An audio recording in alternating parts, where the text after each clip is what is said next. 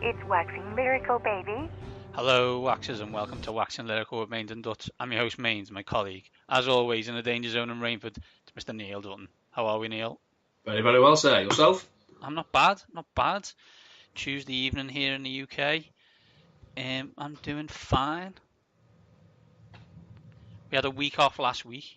We're not going to give you our draft grades. Everyone gets an A or an F. We'll let you know in about 5 years, right? Giants get an F. From everybody apart from Charlie Casserly, who's, I'm not gonna lie, is a legend in my eyes. However, time to put the microphone down, I think. Yeah, do you remember what Marty Schottenheimer used to say about the Super Bowl? Go for the gleam. Yeah, the gleam's no longer coming off the Lombardi; it's coming off Casserly's hair. Yeah, it's God, man.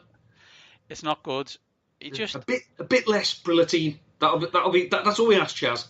And on all sports now, and I mean this sincerely, I think there should be like a time frame in which you're allowed to be a pundit, and then length of time out the game becomes a window. I don't know how we pick a time, 15 years, for example, and after that, it's not impersonal, and you could still be great, but I don't want to hear you anymore. It's like that kind of idea, Like if we use the NFL example, Troy was great when he first started. Now, not so much. I think it's one of those, it's like, after that span has gone, then you can appear on a Football Life or, America's Game or Top Tens, but I don't need to hear your 80s-based take on 2019 contemporary events. Absolutely, Neil. Well, before today's show, we've got Weird World, and we've also got we're going to have a brilliant interview with JJ Zachariason. Neil's boss, basically. So there we go. Yeah, I'm the one treading on eggshells here. Yeah, so I won't be. You can tell which questions I will have written and the ones that Neil won't have. But Neil, before we get on to JJ, let's move on to our weird world. And Neil, according to the Indian Army, the Yetis are coming. I assume to watch either Game of Thrones or Line of Duty based on the internet, but we'll see. The Indian Army has claimed to have found footprints of the Yeti, sparking jokes and disbelief on social media. The Army tweeted to its nearly 6 million followers on Monday that it discovered mysterious footprints of the mythical beast Yeti at a Makalu base camp in the Himalayas. There's no evidence proving the Yeti exists, but the myth retains a strong appeal in the region. Yeah, and they took a picture of the famous people, i.e. the guys who were on the range, then a footprint or multiple footprints to show, and then almost these are massive footprints. So I do love be true, Neil. It must be true. The Indian Army adopting the pictures or it didn't happen approach to news reporting. Yeah, absolutely. And they've got pictures. It's on the Twitter. So it's on Twitter. It must be true. What they've decided is that they found a Yeti. Let's not, triple source it. Let's not get scientists down. Let's put it right into Mainz's timeline, right next to a Game of Thrones spoiler, right next to some Man City fan blaming the media, or right next to some Liverpool fan slagging Klopp off because he's only got 95 points. 4 points, 94 points. Okay, so which of those are you really bothered about? None of them. I'm just saying they're all as relevant as each other, right? I don't want to read about a spoiler. Don't want to read some loser slagging Klopp off. Don't want to read about some Man City fan who thinks the media world's against them. I don't want to read about the Indian Army thinking that they have discovered a Yeti. Okay. I should, in the interest of full disclosure, you put these damn things on the show sheet, so clearly you did want to talk about it. I did, but in a slightly different way, to the genius that is that. So I wanted to talk about it so I could slag it off, not so I'd necessarily enjoy it. See, there was a great tweet by Dave Quantick the other day who said, "I've never watched Line of Thrones." Nice. See what he did there. Yeah. See what he did there. I have actually never watched Line of Duty. I have watched Game of Thrones. I've never watched either of them. Although I'll be honest, from sources close to the to the villain. I'm actually getting more abuse from my family for not watching Line of Duty than I am Game of Thrones. Well, there you go. There you go. Maybe it's because it's more likely that there is a Starbucks that could be visited in Line of Duty and not Game of Thrones. Genius. I was trying to work out how many people would have seen that scene either live or in an editing suite somewhere in the United States who didn't notice a big white cup with a green sign on it. If that doesn't show that the continuity are mailing in the last few episodes of this show, I don't know what does. I think they press fast forward, and some would suggest the boys who are running the show have got films to write, and they need to be getting on with it. It's gone a little bit off the rails since they've gone away from the books. Let's just put it like that. Well, it might help. I mean, I don't watch it, so I go basically on by the criticisms thrown at it by people I follow on Twitter. But maybe if you shot your shows in something above candlelight, you'd notice anachronisms on the set. Yeah, I guess. Let's move on, Neil. Now, I've never made a long-running, multi-award-winning TV show, so who am I to say? Yet, Neil. Yet. Put yet. That's in there. Fixing that would be easy for you, Neil. You'd add some flare lights and you'd be all sound. Fixing climate. Thank you, lens flare. Fixing climate change isn't easy, or is it? And actually, is it already happening, Neil? As people take to the streets to protest changing their diets to become either vegan or vegetarian and idolising the great Greta Thunberg, it's clear that everyone is looking for ways to stop and solve climate change, Neil.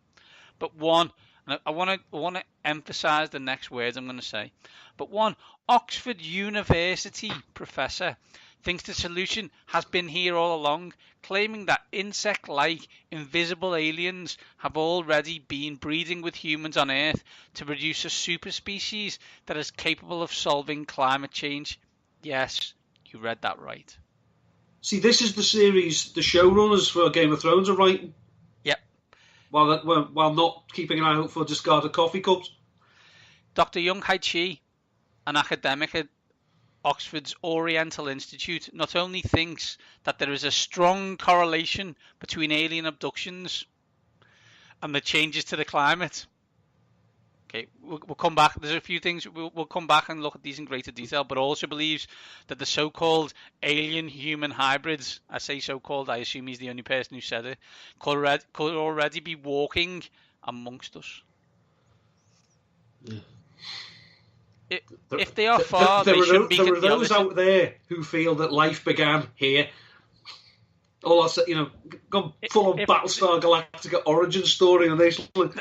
The South Korean professor said that aliens are just next to us, but we can't see them. He added, and I quote, "If they are far, they shouldn't be concerned about us. I don't think they are far away. They are just next to us. We can't see them. We can use an analogy of a fish which can think or perceive things only in a way they can, and humans also perceive only in ways we can. So our perception of the world is limited by our organs."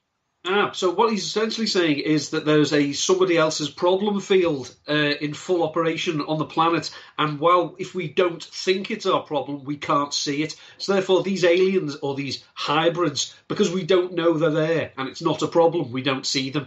It's just possible this professor needs to stop smoking weed. Just possible. I know we have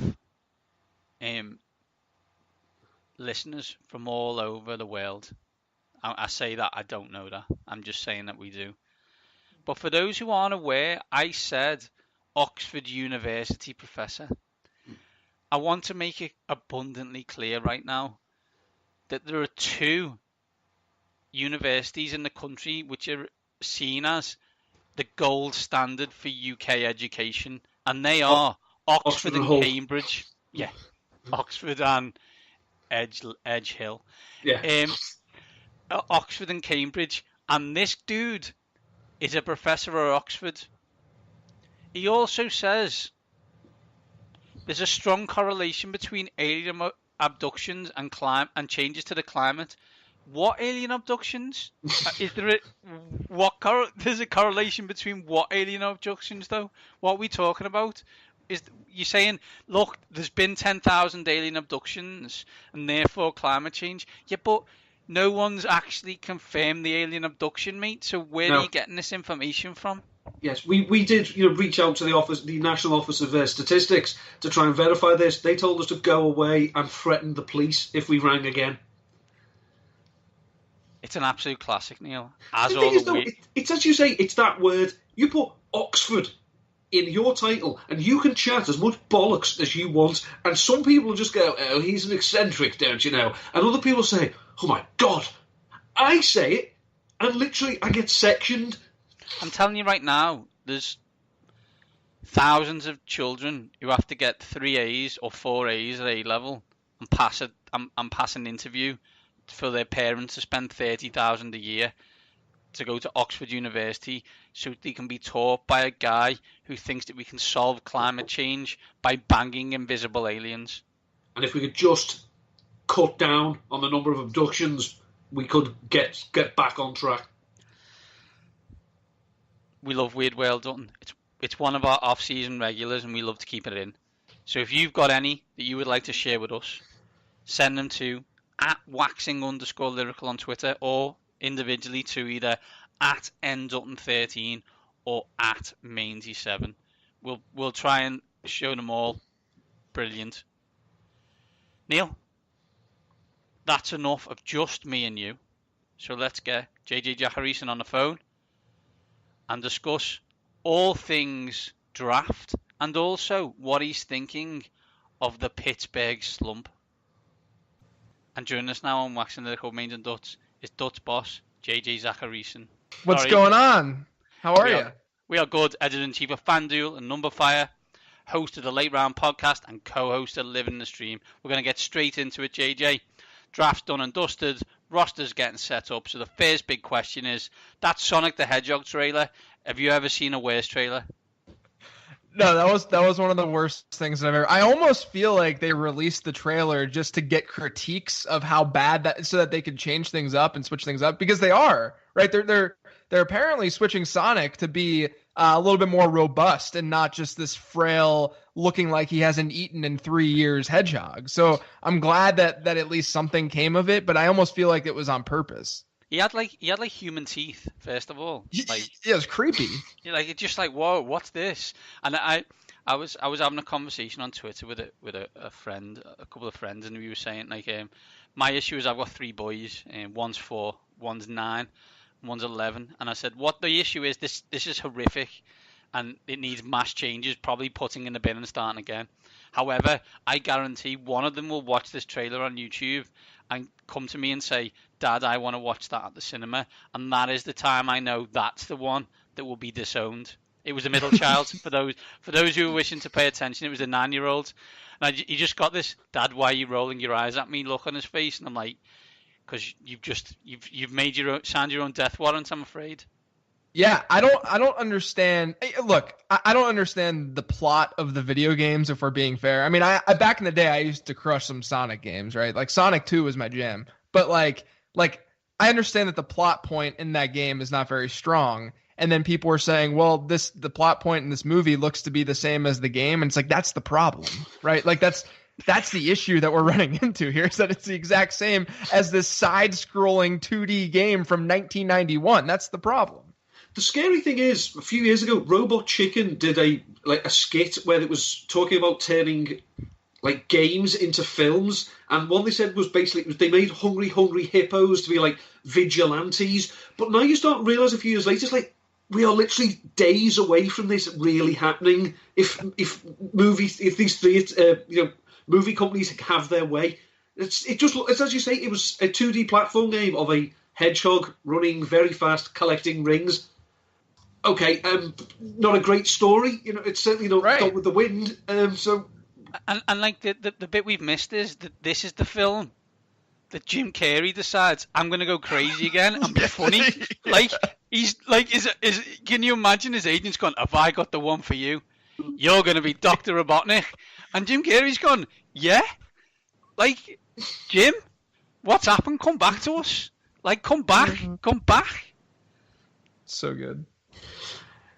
So anyway, I say now that's been cleared up, We'll have a look at some of your top 36 rookie rankings, which you released last week and talked about on this week's pod. Obviously, you were, if memory serves on the Twitter, quite pleased that the Cardinals took Andy Isabella. Regarding your pants status, if I remember the tweet, were there any draft picks that actually made you want to put your fist through the screen? Not because it was a bad footballing fit, but because it just destroyed a player's fantasy appeal. Yeah, I mean, I think the number one bad landing spot in this draft was probably A.J. Brown. You can make an argument pretty easily that A.J. Brown was the best wide receiver in this class from a talent perspective. I'm someone who cares a lot about landing spot. And I care about, that short-term future, not just year one, but, a 3-year window. And with A.J. Brown, you have three main things that are sort of in his way. You have a quarterback situation that's pretty ambiguous. We don't know if Marcus Mariota is it or if he's going to be it over the next 3+ years. So you have a bad quarterback situation or a questionable one. You have a scheme that's been bottom 5 in pass attempts over the last 3 years in each of the last 3 seasons. And then you do have some competition with Corey Davis. Now, I think it's very clear that Tennessee doesn't think that Corey Davis is a number one wide receiver, not just because they took A.J. Brown, but there were rumors last season that he was tied to that they were trying to get Amari Cooper for a first-round pick. So I think that they have their own question marks about Corey Davis. So maybe the competition piece isn't that important. But overall, you need to see a larger target share in an offense like Tennessee's in order to really thrive. I mean, Corey Davis last season was 7th in the NFL in wide receiver target share, and he still only had like 112 targets, and that's a problem, right? So I don't like the landing spot at all. He's barely in the first round for me from a rookie draft perspective now. And unfortunately, I love the guy. I love his talent. I love what he can bring to the table. I think that he could be a really good player in real football, but from a fantasy perspective, I think he's just being a little bit overdrafted right now. It was bizarre. Say last year, I did like a weekly article for RotoViz. It was about targets and receptions, and every week it looked like the target leader. There's Corey Davis. Oh look, what's he done with all these targets? Nothing. Right. So it was, it's a bit one of those like, well, he's bound to do something. Then he just decided it never happened. He did against the Eagles in the game that made me throw something across the room. But apart from that, he didn't bother. Top 36, I'm looking at it. Top 5, you have rookies from the Eagles, the Patriots, the Chiefs, and the Colts. Is this a case of the rich getting richer, or are they just players who've hit the jackpot by going to good teams?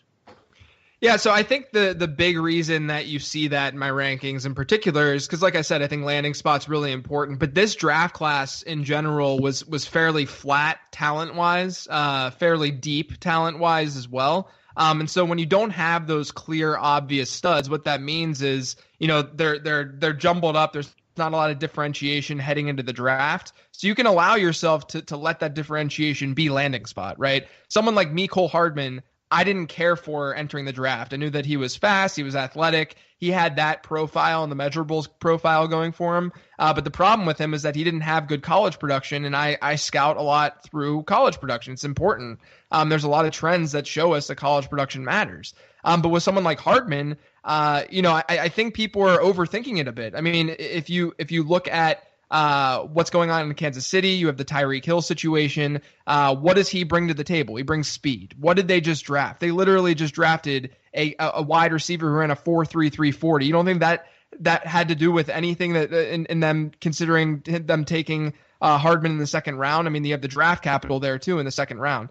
So those are the instances where, I sat back and I thought to myself, okay, I didn't like Mecole Hardman coming out and entering this draft. But let's just say that someone like Paris Campbell, who I liked a little bit, I had Paris Campbell at wide receiver 10 entering the draft. Let's say that someone like Paris Campbell or maybe A.J. Brown. Let's just say if A.J. Brown landed on the Chiefs, he would be the 101 in rookie drafts, right? And if Paris Campbell landed with the Chiefs, I think that you would argue that he would be close to the 101. And I just sat back and I thought to myself, like, it's crazy to me now that we're looking at Mecole Hardman and people are getting him in the second round of rookie drafts. So I think landing spot should matter a lot because, if you take these players, first of all, we're going to be wrong with our analysis a lot, right? And that being humble and understanding that is really beneficial when you're making rankings like this because you're saying a team or other teams as well probably liked Mecole Hardman more than I did, and that's okay. I'm fine with saying landing spot matters and that my analysis isn't going to be perfect, and that's why I bumped guys like him and even Paris Campbell, because Paris Campbell is my 5th overall selection in rookie drafts. Even Paris Campbell, I think that you can just bump them up based on that landing spot. See, there were a few players you mentioned that say on the podcast. You went through the top 20. There was one player in there, and there's another one you didn't mention. But obviously, when you do your rankings, you have to look at them to an extent of all things being equal. So everything's going to be okay with this. So the likes of Justice Hill and Raquel Armstead, just from what I look at, there isn't an awful lot that needs to go wrong for them to have good rookie seasons. Would you agree? Yeah, I mean, I still think that Jacksonville's going to pound Leonard Fournette, or at least try to, or want to. Not that I agree with that in their choice in doing that. And I like Armstead. I have Armstead listed in my top 36, which he's probably in that third. He's just kind of in there as one of those dart throw guys. But I think the difference between an Armstead and Justice Hill to me is that Justice Hill has that opportunity to find the field immediately week one right away as being a complement piece, whereas I see Armstead can be a complement piece in a way, but from a rushing share standpoint, and from even a target share standpoint, Leonard Fournette's probably going to gobble up more of those looks than what we're going to see from like a Mark Ingram or a Gus Edwards from a percentages standpoint, right? But then you add on top of that the fact that Baltimore is such a run-heavy team. I mean, they were one of the most run-heavy teams that we've seen over the last decade when Lamar Jackson was under center. When you add that in, and not only that, when Lamar Jackson was under center, only the Seahawks had more running back rushing attempts than Baltimore did last season. So when you combine that and the fact that it is a run-heavy team, that's where Justice Hill all of a sudden has some allure on the ground, but also in a way through the air, because there's not many, Mark Ingram's a fine pass-catching back. That's great. But Justice Hill's one of those players where if you get the ball in his hands, he can take it to the house on any play. I mean, he's that dynamic of a running back, and that's one of the main reasons why I have him in my top 20 and not Raquel Armstead. He just seems to be one of those classic Baltimore pickups because they haven't, if memory serves, they haven't really invested high round draft pick on running back. They just keep finding them. Even like Justin Forsett came in as a free agent. They had Alex Collins. They just seem to it used to be the old school, the classic Denver. Just find anyone, they'll run behind them and get 1,500 yards. Baltimore's not quite as prolific, but it is just we'll find someone. We'll be all right. Yeah. I mean, I think that if there's one, I hate to use this comparison because it's lazy and stupid, but I'm still going to do it. But if there's one Alvin Kamara type running back in this class, that sort of impact on the game, the way that Alvin, he's so efficient, and we know that anytime he touches the ball, he can make a big play. If there's any running back in this class that can be that, I think it's Justice Hill. And that's part of the reason why I have him where I have him, because the offense, again, is an offense where there should be enough opportunity for him to at least showcase that. And if he showcases that, if he hits that ceiling from a range of outcome standpoint, then all of a sudden he's going to find the field more and more and be a fantasy asset. So obviously, say your top 36, you can see it at Number Fire. And is it pinned to your Twitter, or is it just a search for it? It's not. Yeah, you can just Google Zachariason rookie rankings and it'll probably pop up. Moving away from the top 36 and onto a slightly different footballing topic, there's a distinctly large number of available targets now for the Pittsburgh Steelers, you may have noticed. Who, from a fan more than a fantasy analyst, do you think are going to be the big winners in the post-AB world? I mean, personally, I don't think he's getting talked about an awful lot, despite the fact he did seem to have a quick impact last year, was Jalen Samuels. I think he seems to be being slept on again as we go into this season. Yeah, I think a lot of people have this idea in their head that the Steelers just always run with one featured back in this Mike Tomlin era, and that's what they like to do. But if you look at what they've had, I mean, it's been Le'Veon Bell. It's not like they're going to take him off the field. And then when Le'Veon Bell gets hurt, it's D'Angelo Williams without much depth, and D'Angelo Williams was fine, as a replacement. And then last season, no Le'Veon Bell, you throw James Conner there because he's the only running back on that roster with real experience. Remember, Jalen Samuels came out; he was a Swiss Army knife type player. He wasn't a straight up running back. So, and then Jalen Samuels, obviously, as the season went on, when James Conner got hurt, he was able to see some work, and he really looked good. I'm with you. I think Jalen Samuels right now, from a dynasty standpoint, is someone that I'm looking to target and just throw random later round draft picks and trying to obtain him, because I could see a scenario very easily where James Conner is the lead back in that backfield, but Jalen Samuels is at least seeing some passing down work. They're using him as a change of pace, a lot more, from a market share split standpoint than what we've seen historically in that Steelers offense. And also, just to throw it out there, that Benny Snell selection, I'm not looking at that as anything more than a James Conner backup. He's a bigger bodied guy. He'll run similar to Conner. It makes sense from that standpoint, as to why they would get a guy like Snell. But so Jalen Samuels, I think, could benefit indirectly from the AB move. Really, I don't know if there's going to be a clear winner. And I know that's kind of a cop-out answer. But Juju obviously is going to get his. I think that he has a realistic ceiling of being the number one wide receiver in fantasy football this year. So Juju's going to get his. But, whether it's going to be Dante Moncrief, James Washington, I think another winner is going to be Vance McDonald. If you want to pinpoint one guy, he's someone, they lose Jesse James. They really have an opening for someone to kind of take over as the number 2 target in that offense. So I think Vance McDonald is a pretty smart buy, or a guy that you can draft this season at tight end. But yeah, I mean, I don't think we're going to see James Washington or Dante Moncrief necessarily emerge as this number 2 option. Maybe they do, but I'm not really betting on it. Let's quickly drift away, and I'd like to play a quiz if it's okay with you, JJ.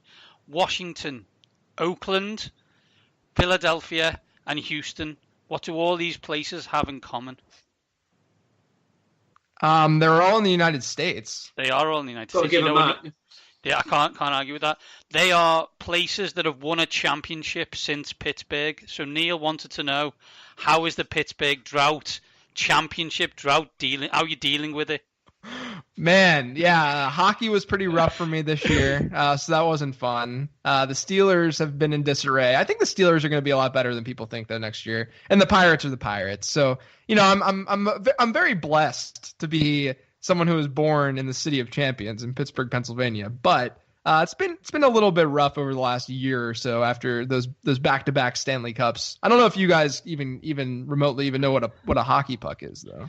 I know what's going on in hockey. I listened to Tony Kornheiser.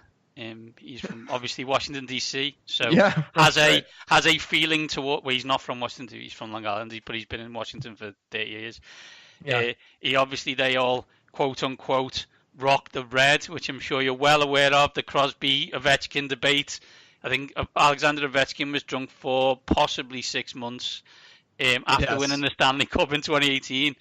But no, ice hockey in the UK, or for me and Neil especially, is, oh look, there's a fight, and then look, now they started skating around. So it's a fight, and then a hockey match breaks out. It seems to happen. I'll say that, to give you an analogy with this ridiculous Crosby Ovechkin debate, it's almost the equivalent of saying that Aaron Rodgers, as a complete player and what he's accomplished, you have to look at the accomplishments as well, is better than Tom Brady. And it's very difficult to argue that, right? Like you can, there are things that Ovechkin does better. I mean, Crosby's the better player too. So you can even knock it down from Aaron Rodgers and just think of more. In soccer, it's Ronaldo, Messi, right? Yeah, there you go. Ovechkin is Ronaldo. He scores tons and tons and tons of goals. Yeah. But Crosby scores tons of goals, but also does a load of other stuff as well. Exactly.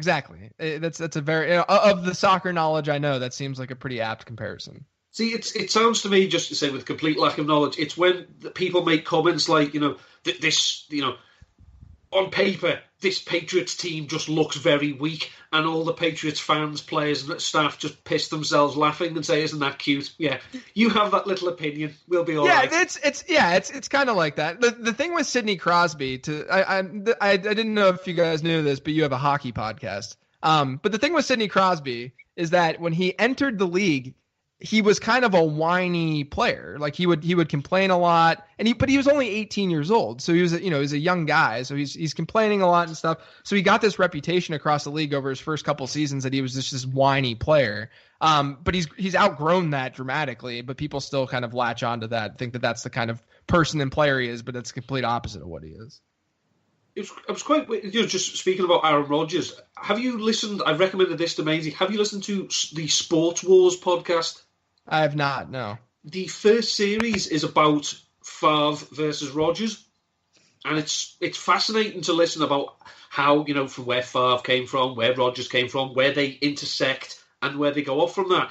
And they were interviewing Jeff Pearlman, who's written obviously an awful lot, and one of the books about Brett Favre, and they said to him, well, when you compare the two of them, he went, yeah, Aaron Rodgers is a douchebag. It was like, whoa. He went, Brett Favre, he's big, he's goofy, he likes to joke around. He went, Aaron Rodgers is probably one of the biggest douchebags in sports. And I was like, okay, this took a weird turn. Wow. Yeah, Aaron Rodgers is a very polarizing character. You seem to get people on extreme sides of the fence with regards to his personality. It's a bit like us, man. Yeah, absolutely, totally us. So JJ, last question. Say we've hit some topics close to where you live. So obviously there is one pressing topic we haven't touched on yet, so we will end on this. How much better a world is it when Jeff Fisher is on social media? Man, I didn't expect this turn. I didn't expect this to happen. I didn't expect him to be good at Twitter. Like he's not even. It's not just the fact that like yeah, we have this grandpa / dad on Twitter now who coached in the NFL. It's that he's entered the Twitterverse and he's good at it. And it's unbelievable. I'm hoping that over the next year I'll be able to release the GIFs and slowly kind of infiltrate his mentions. But yeah, it's going to be a lot of fun, I think, over the next year or so. Just the number of people, like, just when he first started tweeting, people making 7 and 9 or 8 and 8 jokes, and he's firing back with the GIFs and and all that. Yeah. It's like, my God, this man, his offense on Twitter is much better than it was with the Rams. See, I think the one thing also that's misunderstood about what I do with Jeff Fisher, which is, for those of you who don't know, I have about 110 different GIFs that I've created of Jeff Fisher, and it's on my Dropbox, and it's about I think it's like 300 megs worth of GIFs. But regardless, I don't even remember. But regardless, the thing with Fisher and my relationship with him is not that I'm making fun of him being 8 and 8 and 7 and 9. I'm actually paying tribute to Jeff Fisher for being able to. He is the, and not only that, we're seeing this firsthand with his Twitter account. He is so personable, and now I know why he's kept his job for so long and why he was able to, because he's a loving human being that I just want to give a big hug. And I get it now. I get why he was able to maintain his head coaching status throughout all those mediocre seasons. It's absolutely lifted the lid on the secret, isn't it? It's like everyone's like, I do not understand why this guy is back in this job again. And you look at his Twitter and you go down 5 tweets and you go, oh my goodness, why did I not know this? It's so obvious. That's right. That's exactly right. Well, JJ, as always, we really appreciate your time. We know you're a busy man. We know you got to shout at Neil to write some more articles, so we're going to let you go. Thank you very much. Appreciate it, guys. Always a lot of fun. And Neil, that was the brilliant JJ Zachariason. Well done. Thank you. For those who aren't aware, there will be an edit in this of me absolutely butchering JJ's name. So when you hear me say it right and then go woo, that is why. Because I am a total and utter moron. Well, English isn't your first language. It's not, as anyone who's seen me tweet, text, write an email or whatever. It's not my skill set. It's not my skill set. I've got other talents, and when I find them, I will let you know. Neil, that's it for this week. Where can people catch you? They can catch me this week. Say I'm on the Twitter. That's Endutton13, tweeting utter nonsense as per usual.